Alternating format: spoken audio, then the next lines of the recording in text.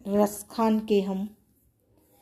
पदों को आगे बढ़ाते हुए अगले पद की व्याख्या करेंगे। तो वैन वही उनके गुण गाई और कान वही उन बैन सुसानी। बहुत ही अनन्य प्रेम व्यक्त हुआ है रसखान का कृष्ण के प्रति, और इन पंक्तियों में कृष्ण से ही संबद्ध रहने में मानव जीवन की सार्थकता बताई है। तो रसखान कवि कहते हैं कि बैन वही उनके गुण गाई, कि वाणी वही सार्थक है जो उन भगवान कृष्ण के गुणों का गान करे, और कान वही उन बैन सुसानी, और कान भी वही सार्थक है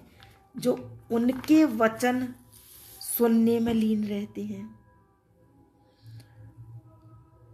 और हाथ वही उन गात सरे और पाए वही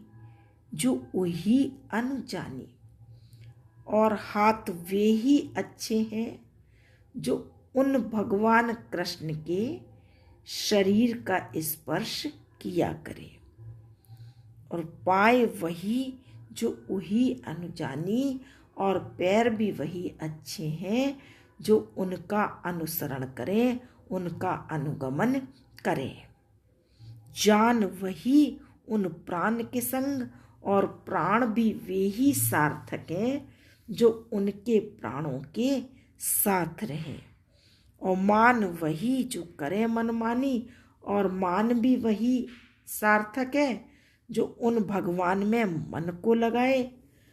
तो कहने का अभिप्राय ये कि रसखान कहते हैं वो कृष्ण भगवान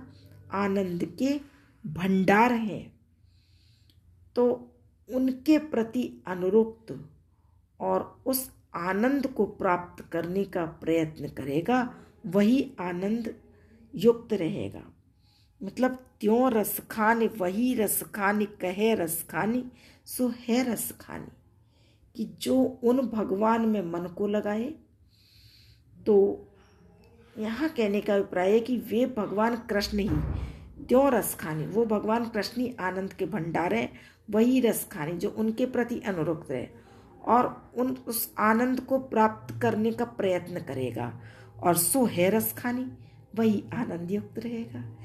इसमें कहने का अभिप्राय है कि मानव जीवन की सार्थकता तभी है जब हम हर प्रकार से कृष्ण को से संबंध रखें, उन्हीं का गुणगान करें, उन्हीं की चर्चा सुने, उन्हीं की सेवा करें, उन्हीं के बताए हुए मार्ग का अनुसरण करें। तो इस प्रकार कृष्णमय जीवन जब हम व्यतीत करेंगे तो वही सार्थक है, क्योंकि वही आनंद के भंडार है, और तभी हम अपना जीवन आनंदमय बना सकते हैं। तो रसखान यहाँ पर जो कृष्ण के प्रति अपना अनन्य भाव व्यक्त करते हैं और कृष्णमय जीवन व्यतीत करने का वो हम सभी को सुझाव देते हैं, क्योंकि वो कहते हैं इसी में मनुष्य का कल्याण निहित है।